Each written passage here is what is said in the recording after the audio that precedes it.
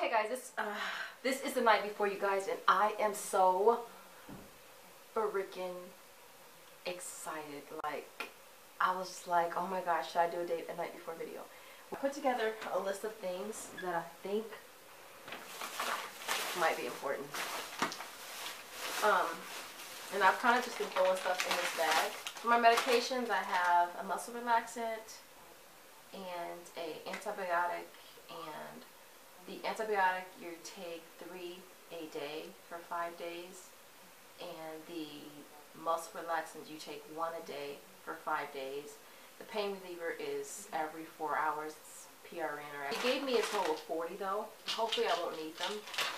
So I have my medication, and then because you may not be able to take a bath for the first like 48 hours or so, I got some face wipes, and then I also have some Refresh body wipes, antibiotic, triple antibiotic ointment, softeners. I think these were $6 at Target, alright, because the pain medication is highly constipating, and so you may need to take a stool softener.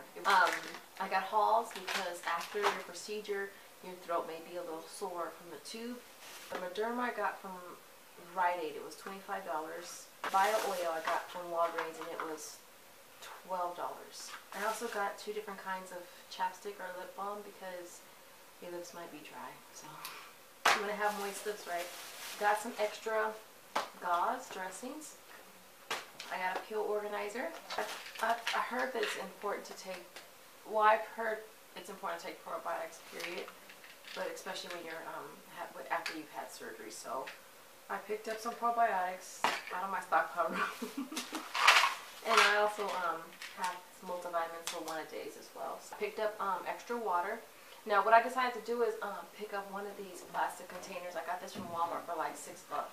It's 2.5 gallons, and I figured it'd be easier to just fill this up with water and just, you know, pop the top to get water versus having to screw off the bottled water. Because I usually keep a case up here in my room anyways. I Food for Less yesterday. I went ahead and just bought a 2.5 gallon pre-filled water bottle, so that way I don't have to worry about filling that up. One thing you don't see here is the Dial soap, which is over there, and they want you to use Dial, which is an antimicrobial soap or antibacterial soap. So I'm gonna use that tonight before I'm in bed, and then I'm going to also make sure that I take another shower in the morning. I have lotion here. What else did I think was important? With those face wipes, they can kind of make your skin a little dry, so I also have some face moisturizer here. I have Q-tips in my drawer. I have floss in my drawer. I kind of keep things over here that I think I might need without me having to get up to use. And I have books here in case I want to read. I have my Pandora speaker over here. I have remote controls. And I think that's basically it. With breast augmentation, you guys, just know that it's not a one-time shot. It's not a one hit where you just do it once and you're set for life. It's something that they recommend you replace every 10 years. My doctor said every 10 to 15 years. I've kind of put together a titty fund, have you? And basically I basically took what I paid for my procedure, which is $5,500, and divided that by 10 years and broke it down to each month, and it came out to be $45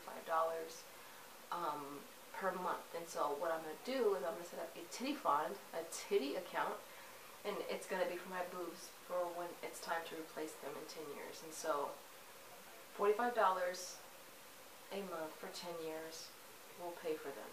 Let's talk about a plan B, because whenever you're having this type of surgery, things can go wrong, alright? And if things go wrong, you need a plan B. And your plan B is making sure that you have corrective money in the bank to correct the problem. You should have a plan B. Your plan B is basically making sure that if something goes wrong, and God forbid it does, something goes wrong, but you need to make sure that you have the finances to cover it. Because I was watching someone's video the other day, and I don't recall what the problem was with one of her implants, but in order for her to fix it, she had to pay out of pocket. She had to wait 6 months just to save up the money just to fix it. And so it's never a bad idea to have that extra money in your bank, in your savings account or whatever, waiting just in case something goes wrong. I can get some good footage tomorrow at the facility. But other than that, I'll leave it there. I am like literally 30 minutes pre-op right now, and I'm super nervous. Super nervous. I'm getting gas really quick before I drive up there. I went ahead and bought a couple bras this morning. I got another pillow. As far as what I'm wearing, I just basically have on a regular, you know, exercise top, a sweater, a zip-up sweater, some exercise pants, and then my like scrub shoes. That's pretty much all I'm wearing. Of course, no lotion, no makeup, so my skin is super dry, and I don't wear much makeup on, pretty much, so it's not like a big deal that I don't have any makeup on right now. Just got back. My throat is super sore. I'm sucking on the halls. I feel like I'm whispering, but that's only because not only is my throat sore, really sore, it's just this crazy amount of pressure.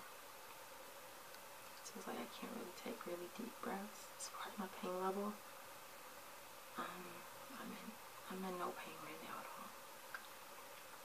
Literally, it's just pressure. My procedure time was at 12. I went back at 12.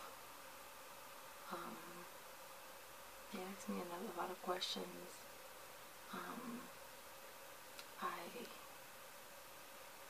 They asked a bunch of questions. Then I think about maybe 1 o'clock, Dr. Taroni came in and went over some just kind of reiterated what I was there for, what I wanted, and it's pretty much what I'm looking like right now. I'm just wrapped, completely wrapped. My dad went with me, which is awesome. 15 minutes from my house, so I feel fine right now. I don't feel any pain. So I'm gonna eat some applesauce and then take my pain meds. He said I shouldn't have a problem taking the muscle relaxant with the pain med. And so what I'm gonna do is take all 3 meds: pain pill, the muscle relaxant, and the antibiotic right now. After I have applesauce, and then I'm gonna lay down and just try to be comfortable. Everything is looking like, you guys know, my incision is underneath the boob crease, and my post-op appointment was bumped up to 7:30 tomorrow. So that's at 7:30, and then yeah, that's basically it, you guys. So much to all you guys that are on my Facebook and Instagram that are basically just, you know, showing your support and all your wishful thoughts and prayers and stuff. See you guys probably tomorrow, because it's already 6 o'clock. I think it's 6.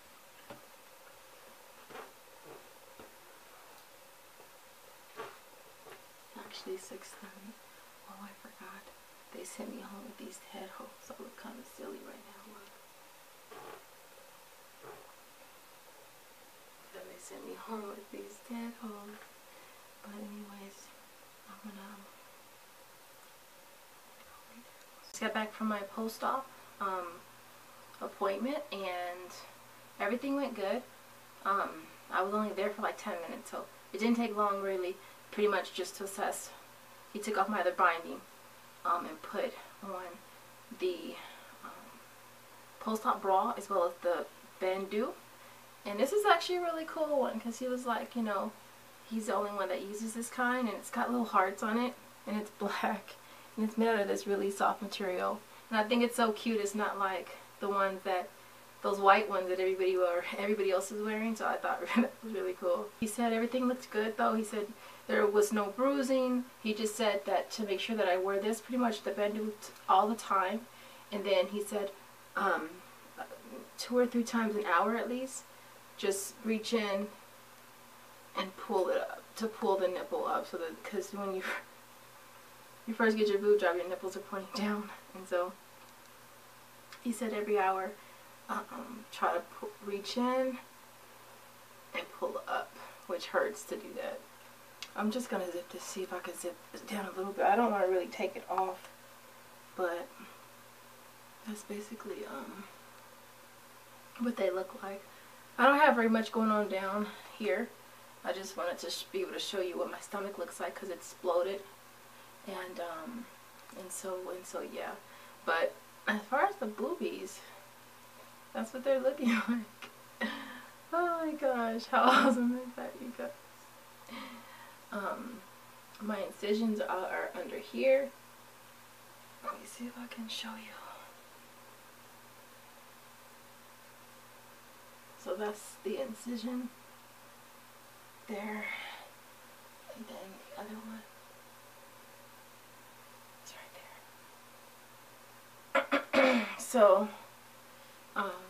yeah, but I actually feel like I'm doing better than I thought I would, because literally I really thought that it was going to be more painful.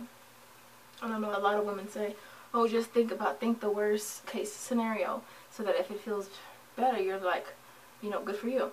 But I didn't know what to expect based on a lot of the experiences that I've seen. Excuse my mess back there, you guys. Literally, yeah, you know I'm a clean person, but although water is important, you don't want to have to keep getting up through the night, and that was my problem last night. I had to keep getting up. If I hadn't had to get up to pee, I would have totally slept through. The time that I had to get up, I wasn't in any kind of pain whatsoever. I felt no pain, not even really much pressure because I was still. So it's like as long as you stay still and you keep your hands to your side like this, you're fine. It say not to wear bottoms. I said not to wear underwear, but I mean not to wear bottoms, period, because when you have to get up to use the bathroom, you don't have to pull all this clothes down. Much will wear this with no bottoms, and this tends to help for me. And I don't have to worry about, you know, when it comes to using the restroom or needing help. These are my 2 boob cards. They're both the same. I got 410 in my right, and I got 450 in my left. So this one has 450 and this one has 410. I have this little contraption I need to breathe in, and that's just to prevent any kind of pneumonia or anything like that. You know what? This little hangy thing, what is it called? I looked it up last night.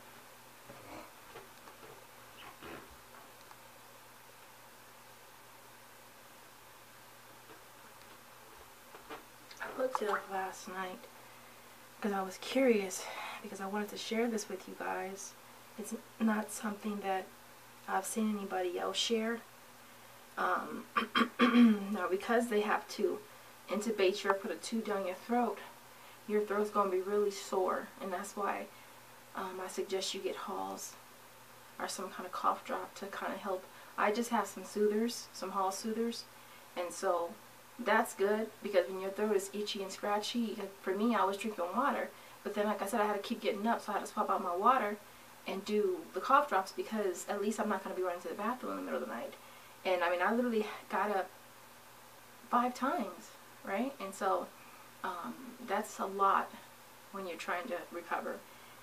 Uvula, I think that is called what it's called, the uvula.